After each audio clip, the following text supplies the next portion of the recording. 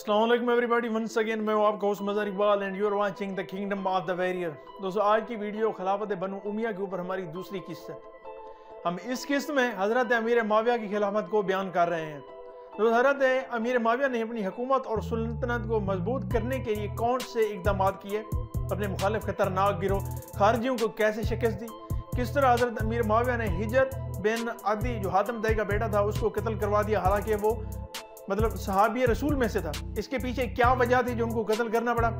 उसके बाद बगावतों को देखेंगे, उसके बाद उनकी रोकथाम, हज़रत अमीर मुआविया के दौर में होने वाली तमाम फतूहात, उसके बाद सिंध के ऊपर हमला, सिंध में उन्होंने किस तरह फौज कशी करवाई थी, शुमाली अफ्रीका के ऊपर कुस्तुनतुनिया और तुर्कमानिस्तान को किस तरह उन्होंने फतह करवाया था। दोस्तों, ये जितने भी इलाके मैंने आपको बताए, शुमाली अफ्रीका वगैरह वगैरह, ये सिंध और तुर्कमानिस्तान कुस्तुनतुनिया, ये आपके दौर में फतह हुए थे। और आपके दौर में होने वाली एक बहुत बड़ी इस्लामी सुल्तनत, उसको बयान करेंगे कि किस तरह उन्होंने इसकी बुनियाद डाल दी थी। और इसके साथ मैं आपको यह भी बताऊंगा कि किस तरह उन्होंने अपने जो दफातर थे, ईरानियों के जो महल थे, कैसर और किसरा के, उनके नमूने पर बनवाए थे। वीडियो पर आगे बढ़ने से कबल चैनल पर नए वाले दोस्तों से गुजारिश है हमारे चैनल को सब्सक्राइब कर दें, साथ में बेल आइकन को भी प्रेस कर दिए। Watch for more informative like this. So let's start this video without any delay.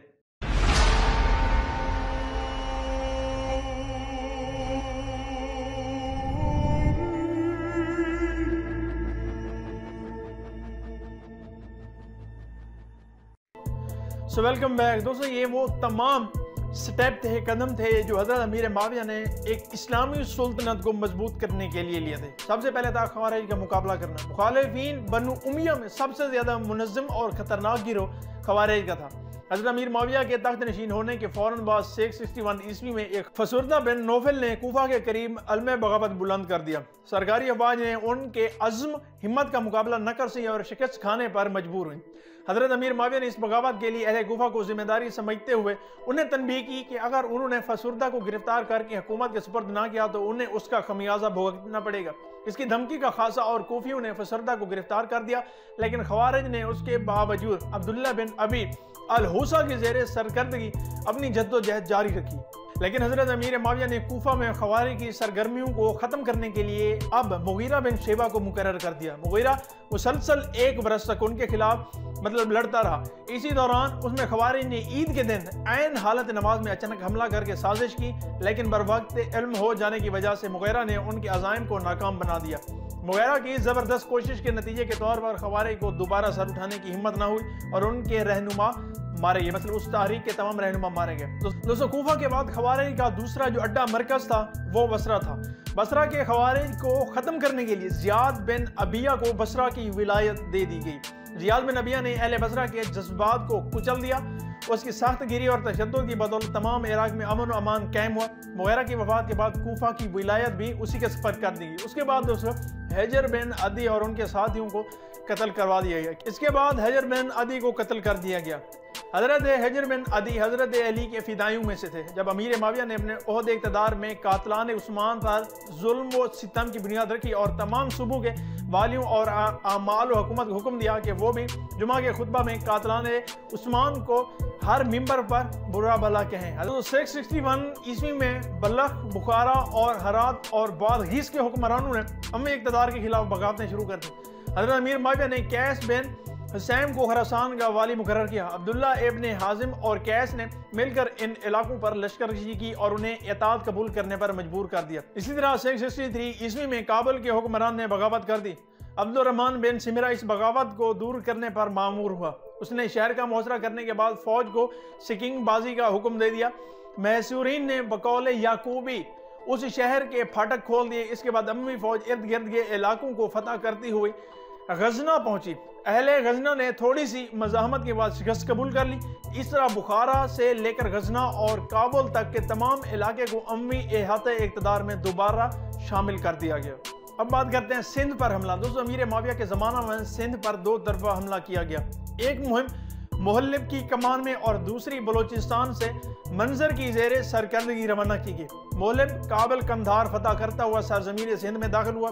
दूसरी तरफ मंजर मकरान का इलाका फतह करता हुआ केलान की तरफ आगे बढ़ गया। ये दोनों मुहिमें बहुत कामयाब रही और बहुत सा माल गनीमत हासिल करके वापस लाई اور اس کے بعد یک کے بعد دیگر کئی ایک کے اوپر ایک مہمات روانہ کی گئی جو کامیاب ہو کر واپس لوٹتی رہی۔ اس کے بعد ترکمانستان کو فتح کیا گیا۔ اگرچہ عبداللہ ابن زیاد کے زمانے میں ترکستان کی فتح کے لیے کئی ایک کامیاب مہمات روانہ کی گئی تھی، لیکن سعید بن عثمان کی ولایت کوفہ کے زمانہ میں ترکستان پر باقاعدہ لشکر کشی کی گئی۔ سعید دریا جیچیوں پار کر کے اہل سوگد کے پایہ تخت تک جا پہنچا۔ ملکہ کبک نے صلح کی خواہش کا اظہار کیا، لیکن سخدیوں نے ملکہ کا ساتھ دینے سے انکار کر دیا اور 1,20,000 فوج لے کر مسلمانوں کے مقابلے کے لیے نکل پڑے۔ بخارا میں دونوں افواج کے درمیان زبردست جنگ ہوئی، لیکن چونکہ سخدی بامی پھوٹ کا شکار ہو گئے تھے اس لیے ملکہ کی صلح کرنے پر مجبور ہوئے۔ دوستو بخارا پر قبضے کے بعد اسلامی لشکر نے سمرقند کا محاصرہ کر لیا۔ اہل سمرقند نے کچھ عرصہ تو مزاحمت کی، لیکن بالآخر 7 لاکھ درہم سالانہ وعدہ پر صلح کر لی۔ اس طرح ترکستان کا کافی سارا علاقہ بنو امیہ میں شامل ہو گیا۔ اس کے بعد شمالی افریقہ کی فتوحات ہوئیں۔ دوستو شمالی افریقہ کا بیشتر حصہ خلافت راشدہ کے زمانے میں ہی فتح ہو چکا تھا۔ حضرت امیر معاویہ کے زمانے میں ان علاقائی فتوحات میں مزید توسیع کی گئی۔ عمر بن عاص شمالی افریقہ کے گورنر تھے۔ آپ نے عقبہ بن نافع اور معاویہ بن ختیج کو شمالی افریقہ کی فتح کرنے کے لیے نامزد کیا۔ دوستو 661 عیسوی میں عقبہ نے شمالی افریقہ پر فوج کشی کر کے طرابلس، تونس اور الجزائر کے علاقوں پر قبضہ کر لیا اور اس کے بعد بوزانا اور زناتا تک اپنے حلقہ اقتدار کو وسیع کیا۔ دوستو 663 عیسوی میں سوڈان پر لشکر کشی کی گئی اور اس کے کثیر حصہ پر قبضہ کر لیا گیا۔ افریقہ کی سرکشی بربریوں کو کچل دیا گیا اور کیروان کے مشہور چھاؤنی قائم کی گئی تاکہ افریقہ میں مستقل اور پائیدار امن قائم کیا جا سکے، وہ بھی بنو امیہ کے اندر۔ اس کے بعد قسطنطنیہ پر حملہ کیا گیا۔ دوستو شام اور مصر پر اسلامی غلبے کے باوجود رومی آئے دن اسلامی سرحدوں پر حملے کرتے رہتے تھے، کیونکہ رومیوں کو ایشیائے کوچک اور یورپی مقبوضات پر ابھی تک پوری طرح بالادستی حاصل تھی۔ نیز مشرقی کلیسا کے مرکز کی حیثیت سے بھی باستینی حکمران مسیحیوں کی امیدوں کا مرکز ہے۔ اسی بنا پر وہ اس کوشش میں لگے رہتے تھے کہ وہ اپنے کھوئے ہوئے علاقوں کو دوبارہ حاصل کریں۔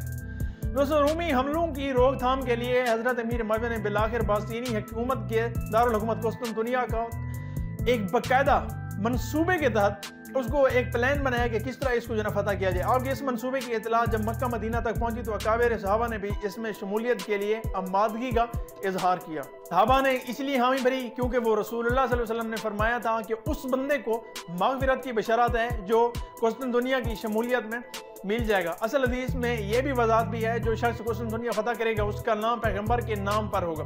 یہ پیشگوئی سلطان محمد فاتح کے ہاتھوں پوری ہوئی تھی۔ 251 ہجری میں سفیان بن عوف آزادی کو اس فوج کا انچارج بنایا گیا۔ اس مہم میں ابو ایوب انصاری، عبداللہ ابن عمر اور عبداللہ ابن عباس، عبداللہ بن زبیر جیسے عظیم صحابی بھی شریک ہوئے۔ فوج کے ایک دستے کی کمان امیر معاویہ کے بیٹے یزید کے ہاتھ میں تھی اور دوسری قسطنطنیہ چونکہ مشرقی کلیسا کا مرکز تھا اس لیے رومیوں نے بھی اس کے دفاع کی زبردست انتظامات کر رکھے تھے۔ دوسروں محاصرے کے دوران شہر میں سے وہ کیونکہ بلند فصیلیں تھیں اسی وجہ سے غیر مسلموں کو تھوڑا سا فائدہ ہوا، وہ مسلمانوں پر آگ کے گولے برسائے جس کی وجہ سے مسلمانوں کو سخت جانی نقصان بھی اٹھانا پڑا۔ جب کامیابی کی صورت نظر نہ آئی تو محاصرہ اٹھانے کا حکم دے دیا گیا۔ یہ حملہ اگرچہ ناکام رہا لیکن رومی اس پر اس قدر خوفداری رہا کہ آئندہ کئی برس تک انہوں نے مسلمانوں کے خلاف کوئی جارحانہ کارروائی نہ کی۔ اس محاصرے کے دوران مشہور صحابی ابو ایوب انصاری وفات پا گئے۔ مسلمانوں نے آپ کو شہر کی فصیل کے نیچے لے جا کر دفن کر دیا۔ مسلمانوں نے رومیوں کو خبردار کیا کہ وہ لاش کی یا مزار کی بے حرمتی نہ کریں وگرنہ اس کے نتائج اچھے نہیں ہوں گے، لیکن ایسا ایسا خود رومی ان کا احترام کرنے لگے، ان کے مزار پر منتیں ماننے لگے۔ عثمانی ترکوں کے زمانہ میں آپ کے مزار پر مقبرہ بنوایا گیا اور مسجد تعمیر کی گئی جو جامعہ ایوبیہ کہلائی۔ دوستو اس کے بعد جزائر روڈس اور ارواڈ کی فتح ہوئی۔ شامی علاقے کے تحفظ کے نقطہ نظر سے جزائر روم کی فتح ضروری تھی جو چنانچہ اس خاطر اس سے بیشتر جزیرہ قبرص فتح کیا جا چکا تھا۔ امیر معاویہ نے اپنے زمانے میں ایک قدم مزید آگے بڑھا کر جزیرہ روڈس پر بھی قبضہ کر لیا۔ یہ اناطولیہ کے قریب جنوب مغرب میں واقع ہے۔ یہ جزیرہ سسلی پر بھی قبضے کی کوشش کی گئی مگر کامیاب نہ ہوئی۔ اس کے بعد 54 ہجری میں جزیرہ ارواڈ پر بھی قبضہ کیا گیا۔